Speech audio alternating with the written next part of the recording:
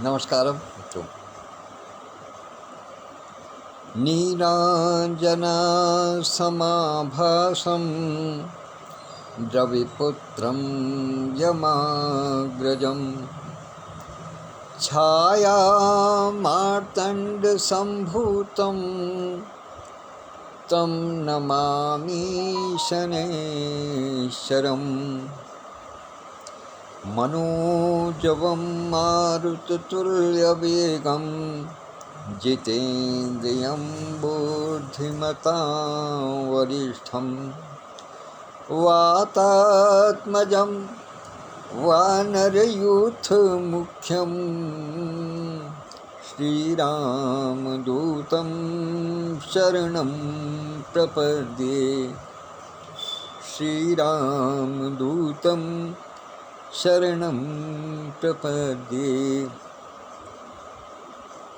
न्याय के देवता दंडाधिकारी सूर्यपुत्र श्री शनिदेव और सूर्य के शिष्य भगवान महावीर हनुमान जी को सादर प्रणाम निवेदित करते हुए आज के इस अंक का प्रारंभ करता हूँ। जैसा आप सभी जानते हैं कि आज शुभ गणेश चतुर्थी का दिवस है, तो इसलिए कोई भी कार्य करने से पहले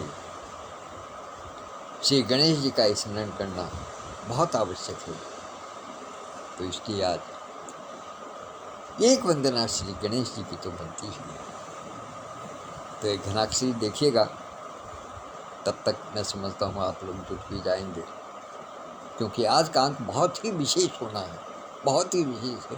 आज का शब्द बहुत विशेष है, इसलिए इस पर जो विचार होंगे वो भी निश्चित रूप से मेरे विचार से ज्ञान को बढ़ाने वाले। तो आइए पहले गणेश जी की वंदना करते हैं। एक दंत प्रथमेश गौरा पुत्र श्री गणेश दास जान शिशु पर हाथ धर दीजिए। एक दंत प्रथमेश गौरा पुत्र श्री गणेश दास जान शिशु पर हाथ धर दीजिए।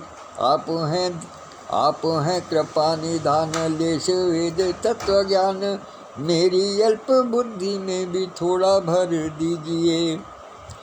और जिद्द सिद्धि साथ रहें, लाभ शुभ जय कहें। जिद्दी सिद्धि साथ रहें, लाभ शुभ जय कहें। ऐसा ग्रह योग प्रभु आप कर दीजिए। और आपको करूं प्रणाम, पूर्ण हो मेरे काम। आपको करूं प्रणाम, पूर्ण हो मेरे काम। शब्द शब्द में प्रभाव भाव भर दीजिए।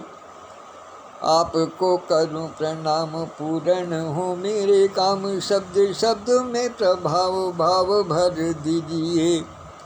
एक दंत प्रथमेश गौरा पुत्र श्री गणेश दास जान शीश पर हाथ धर दीजिए। तो गौरा महादेव पुत्र श्री गणेश जी को आज उनकी गणेश चतुर्थी पर, उनके आगमन पर बहुत बहुत स्वागत करता हूँ। मैं चाहता हूँ वो पटल पर भी विराजमान हों और अपना आशीष सदैव हमारे ऊपर बनाए रखें। भगवान श्री राधा कृष्ण जी तो उपस्थित हैं ही अध्यक्ष के रूप में, तो जब देवगण कहीं पधारते हैं तो निश्चित रूप से कुछ न कुछ शुभ ही होता है। तो आइए आज के शब्द पर आते हैं। आज का शब्द है समाधि। मुंबई की धरती से प्रज्ञांगन संस्था के संस्थापक और राष्ट्रीय महासचिव आदरणीय विधुभूषण त्रिवेदी भाई साहब उपस्थित हो गए हैं। इससे पहले कि मैं अपनी समाधि शब्द पर अपनी बात रखूं, मेरा कर्तव्य बनता है कि मैं उनकी गरिमामय उपस्थिति को सादर प्रणाम निवेदित करूं। सादर प्रणाम आदरणीय। तो आइए अब बात करते हैं समाधि। जैसा आप सभी जानते हैं कि मैं अधिकतर बहुत ही बेसिक मूल तत्व पर काम करने वाला आदमी हूँ। मुझे मूल तत्व ही बहुत पसंद आते हैं, क्योंकि ऊपर की बातें मेरे सर के ऊपर से निकल जाती हैं। इसलिए मैं बिल्कुल ज़मीनी स्तर से बात करना प्रारंभ करता हूँ, वही मेरी समझ में आती है, वही मैं आगे बढ़ा देता हूँ। तो आप सब जानते होंगे कि योग जिसको कहते हैं उसके 8 भाग हैं, वो अष्टांग योग कहलाता है। तो जिस समय मनुष्य धरती पर आता है, कोई भी जीव जब धरती पर आता है तो उसके अंदर निश्चित रूप से कर्मों के प्रभाव से कुछ ना कुछ पाप कर्म भी जुड़े होते हैं, कुछ बुरे कर्म भी जुड़े होते हैं, कुछ अच्छे भी जुड़े होते हैं, सबका एक मिश्रण होकर के आता है। तो उसके अंदर एक प्रभाव रहता है हर चीज़ का, क्योंकि ये मैंने एक बार कहा था कि मेरे ख्याल से कल के ही दोहे में कहा था कि मनुष्य के मस्तिष्क में देव और दैत्य के समान अच्छी और बुरी सारी भावनाएं पलती हैं, और वो उसके अस्तित्व का अंश हैं। ऐसा नहीं है कि किसी व्यक्ति में केवल और केवल देवत्व ही होगा, और ऐसा भी नहीं है कि किसी व्यक्ति के मन में केवल और केवल दैत्यत्व ही होगा, लेकिन दोनों का सम्मिश्रण जब होता है तब मनुष्य का निर्माण होता है।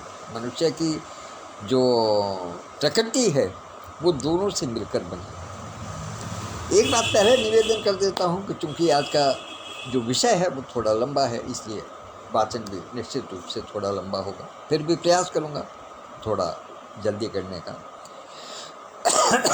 तो अष्टांग योग के कुछ पद हैं, किस प्रकार से मनुष्य जो एक रॉ मैन होता है, जब हम किसी इंडस्ट्री को कायम करते हैं तो एक रॉ मटेरियल लेते हैं और फिर उसमें हम कुछ अपनी तरफ से कुछ उसके अंदर भरते रहते हैं, कुछ उसमें क्रिया करते रहते हैं, तब जाकर के हमें फिनिश्ड गुड जाकर के मिलता है।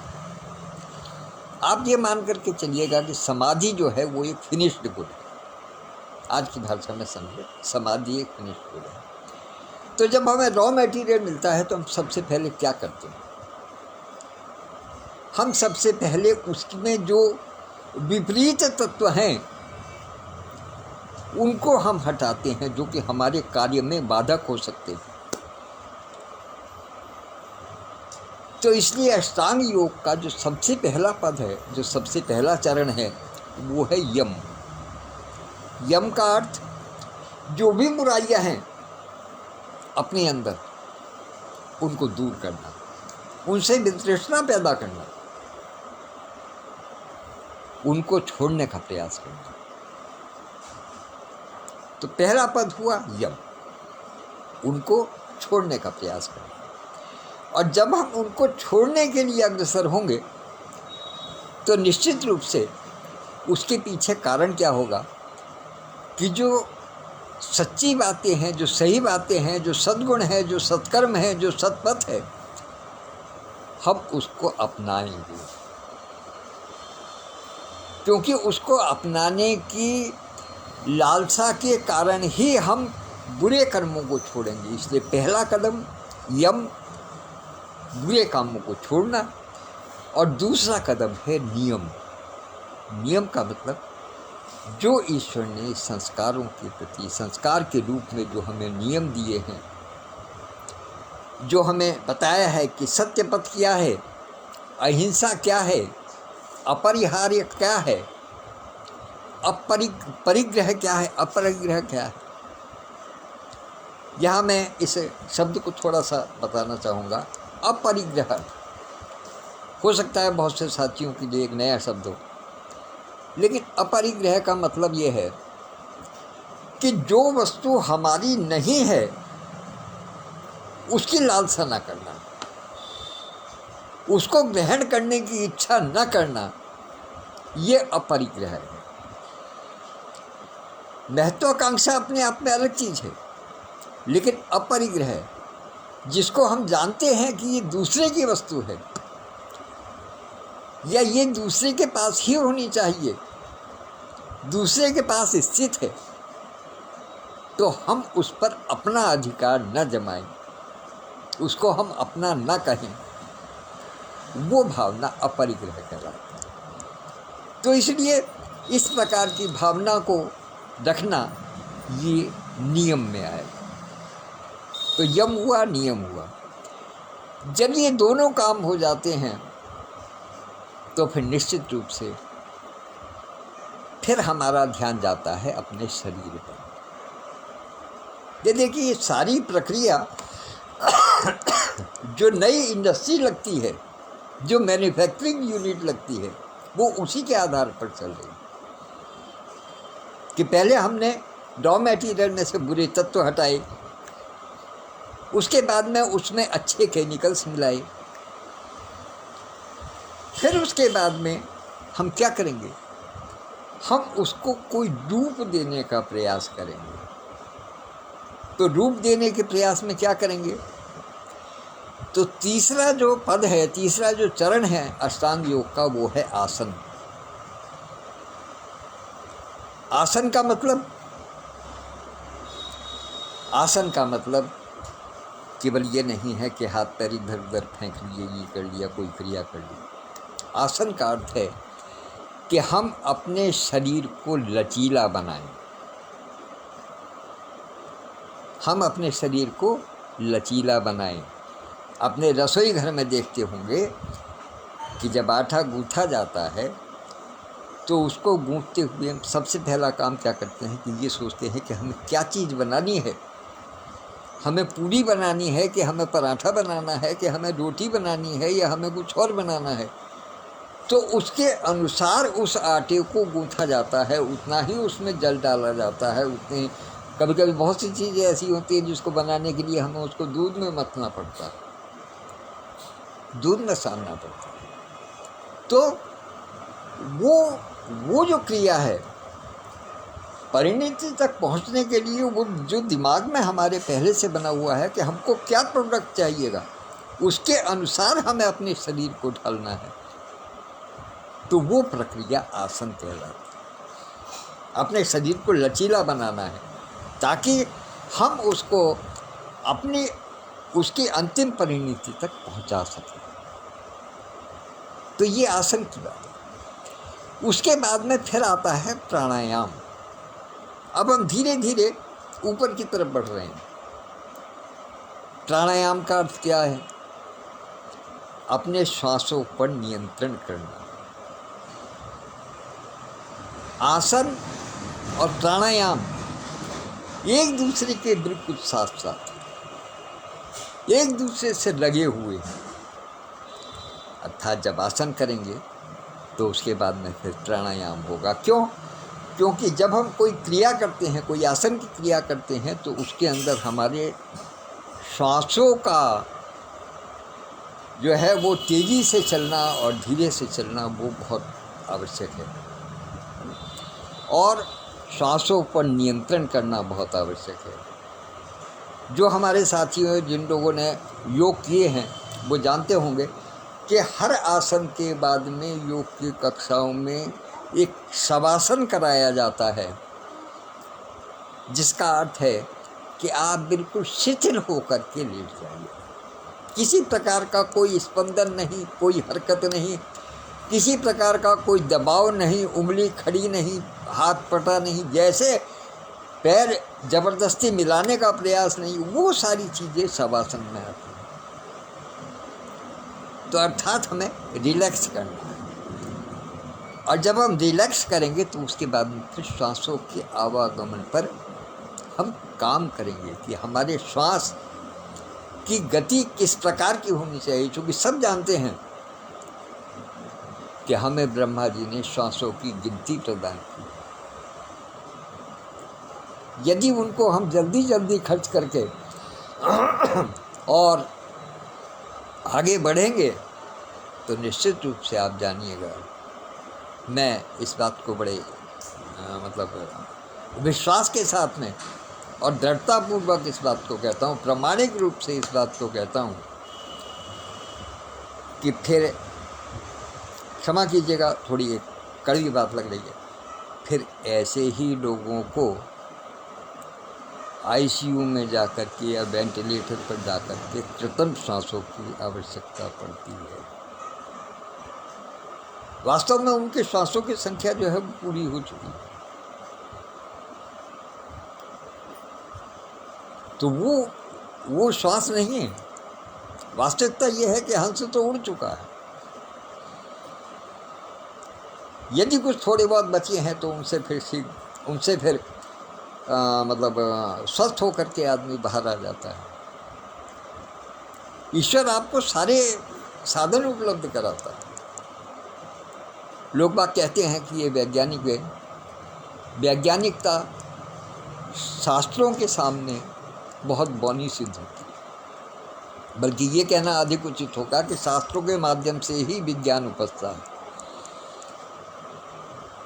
तो प्राणायाम में हमें अपने श्वासों की गति पर नियंत्रण करना है। हमें श्वासों का आवागमन जो है उसको हमें एक स्थिरता की ओर लेकर के जाना है।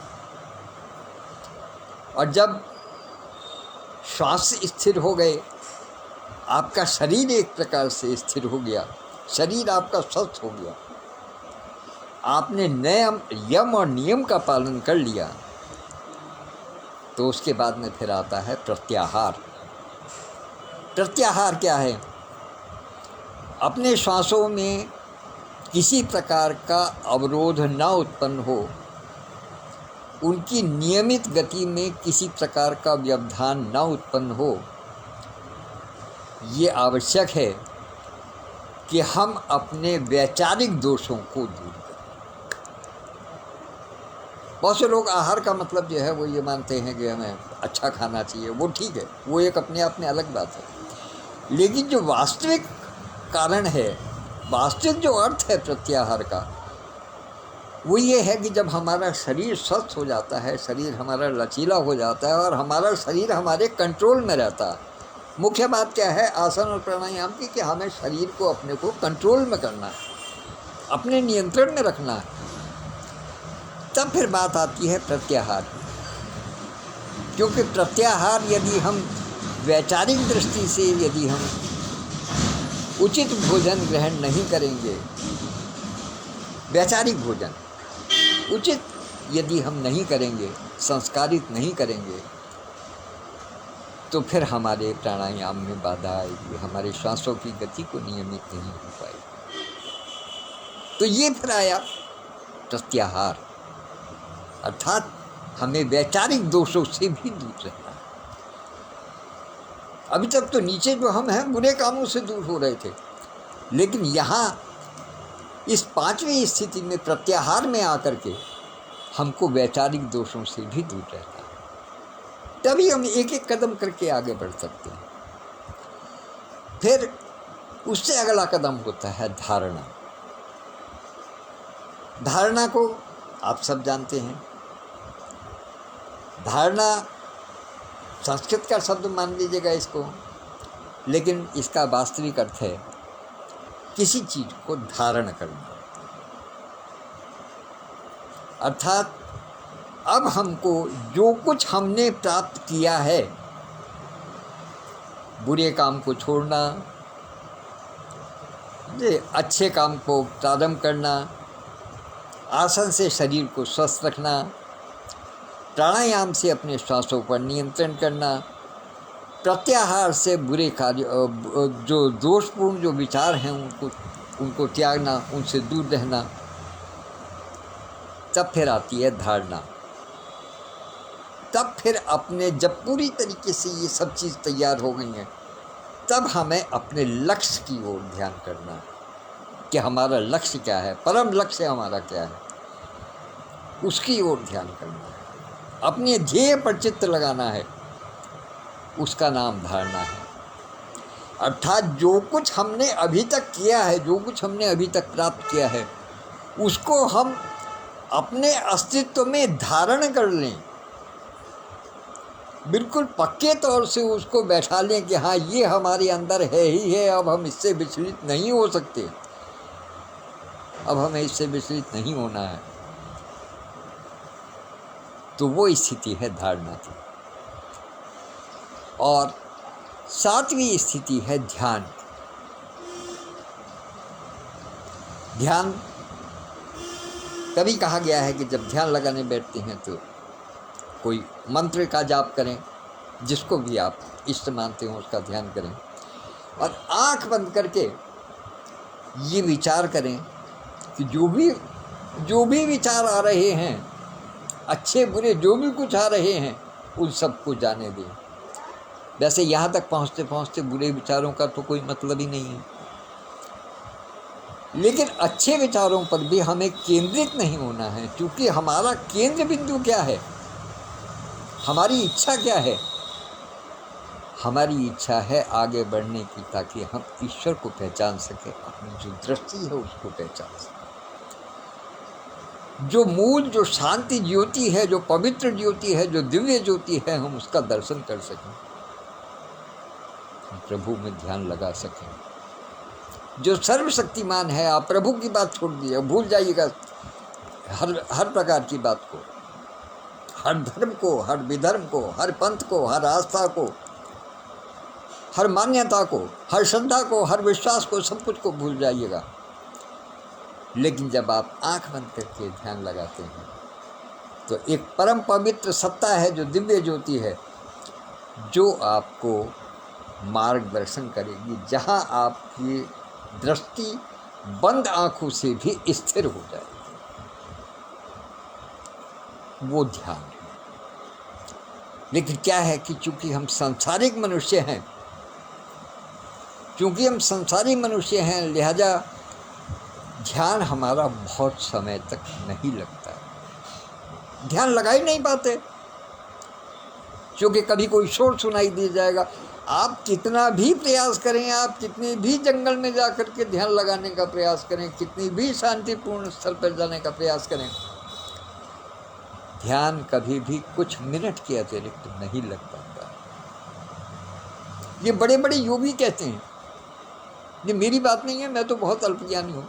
वो बात अलग है कि मैंने अब से लगभग 30 वर्ष पूर्व लगभग 1.5 वर्ष तक योग की कक्षाओं का संचालन किया, इसलिए मुझे थोड़ा सा अनुभव है इस चीज़ का। लेकिन मैं जानता हूँ कि ध्यान की अवस्था बहुत कम समय के लिए,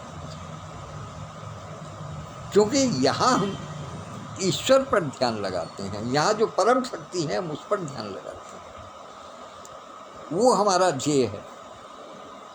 और अष्टांग योग की अंतिम सीढ़ी पर क्या आता है, वो आती है समाधि, जो आज का शब्द है। आज दीदी ने बहुत विस्तृत शब्द दिया, जिसका विस्तार बहुत ज़बरदस्त है। मैं तो उसमें पूरी तरीके से सक्षम नहीं हूँ वास्तव में। समाधि क्या है? अब कहिएगा कि ध्यान तो अपने परम शक्ति पर लगा दिया, तो फिर समाधि क्या है और समाधि किसकी है? समाधि वो अवस्था है जबकि हम सब कुछ भूल जाते हैं, यहाँ तक कि अपने श्वासों को आना जाना भी भूल जाते हैं, श्वास भी नहीं लेते। और समाधि का मतलब सीधा सीधा है कि हम अपने अंदर झांकते हैं, अपने अंदर देखते हैं, वो समाधि है। श्वास लेना भूल गए, अपने अंदर झांक रहे हैं और बस केवल और केवल अपने ही अंदर में बस, कोई श्वास नहीं, कोई स्पंदन नहीं, कोई गति नहीं, कोई विचार नहीं, कुछ नहीं है, केवल और केवल अपने अंदर स्व की पहचान करनी है, स्व को जानना है। तो जब इन सारी चरणों से गुजरने के बाद में कोई व्यक्ति समाधि लेता है, तो फिर बहुत सी बार लोग बाग ये कह देते हैं कि साहब इन्होंने समाधि ली है तो ये तो संत ऐसे हैं कि कोई अमुक तीर्थ में जाकर के निकले हैं। जैसे हमारे एक परिचित हैं, बिल्कुल ताज़ी घटना बताता हूँ, 2 वर्ष भी संभवतः नहीं हुए अभी उनको। हमारे बिजनौर में पड़ोस में एक मंदिर है, हरिहर मंदिर, वहाँ पर एक संत रहा करते थे, बहुत विद्वान, बहुत ही वृद्ध, उनके हाथ पैरों में कंपन होता था। बाद में फिर उनको ले जाया गया, तो जब उनका अंतिम समय आया तो उनको समाधि दी गई। पता ये चला कि वो समाधि में इस तरीके से लीन थे कि बाद में जाकर के उनको देखा गया कहाँ, हरिद्वार में। हरिद्वार में हर की पौड़ी पर उनके दर्शन हुए। कुछ लोगों ने, जिन्होंने बताया, जो जानते थे, क्योंकि बिजनौर से हरिद्वार कोई विशेष दूरी नहीं है, तो जो लोग बिजनौर में रहते थे उन्होंने देखा। तो ये अनुभव किया कि समाधि में मनुष्य को पता नहीं होता कि वो क्या है, क्योंकि वो केवल अपने अंदर है, स्वयं के अंदर है, स्वयं की पहचान करता है, स्वयं को खोजता है अपने अंदर। वो स्थिति समाधि। मैं समझता हूँ आज समय भी बहुत हो गया है और इससे अधिक मेरे पास कुछ है भी नहीं कहने को, तो अब मैं आज्ञा चाहूँगा। और जिस विषय को, जिस शब्द को आज वर्षा दीदी ने दिया है, समाधि नाम को, उसको मैंने प्रयास किया है उसके अर्थ को समझाने का, क्योंकि समाधि लेना हर किसी के बस की बात नहीं है। समाधि कोई विरला ही ले पाता है। ध्यान भी, मैंने जैसा कहा, ध्यान भी लोगों के नहीं लगते हैं, तो समाधि तो बहुत दूर की चीज़ है। लेकिन ये मैंने आपको एक मूल जो भावना है इसकी, जो बेसिक कह सकते हैं जिसको, वो मैंने बताने का प्रयास किया है। मैं कहाँ तक इसमें सफल हो पाया हूँ इसके विषय में तो आप जानकार ही बता सकते हैं। तो इन्हीं शब्दों के साथ में मैं अपनी वाणी को विराम देता हूँ। और आज का जो अंक है वो बहुत लंबा हो गया, क्योंकि दीदी ने शब्द ऐसा दिया तो मैं मजबूर हुआ इन सब चीज़ों को प्रकट करने के लिए, और इसको कहीं भी बीच में नहीं छोड़ा जा सकता था, इसलिए मुझे एक ही बार में सारी चीज़ बतानी पड़ी। जो साथी इसकी लाइव की लंबाई से थोड़ा असहज हुए हों, उनसे क्षमा याचना करता हूँ। और उपस्थित होने के लिए आदरणीय विधुभूषण त्रिवेदी जी, बहन संतोष तुलसियान जी, आदरणीय विद्युत प्रभा चतुर्वेदी मंजू दीदी, विधुभूषण त्रिवेदी जी, संतोष तुलसियान जी, डॉली रस्तोगी जी, तो जो भी उपस्थित रहे, इसके अतिरिक्त जिन्होंने भी नेपथ्य से सुना होगा, या मैं अनुरोध करूंगा अपने सभी साथियों से जो सुन रहे हैं इस समय, या जिनके संज्ञान में ये आएगा, कि वो इसका प्रचार प्रसार अधिक से अधिक करें, अधिक से अधिक लोगों को प्रेरित करें कि इस लाइव को, इस अंक को YouTube पर देखें या Facebook पर देखें। लेकिन हो सकता है कि इससे कुछ तत्व, कुछ अच्छे तत्व, कुछ संस्कार, कुछ जानकारी हमारे साथियों तक पहुंच सके। इन्हीं शब्दों के साथ मैं अपनी वाणी को विराम देता हूँ। धन्यवाद, नमस्कार। कल फिर मिलेंगे किसी नए शब्द के साथ। और वर्षा दीदी को बहुत बहुत धन्यवाद इस उत्तम शब्द को आज की तारीख पर रखने। धन्यवाद।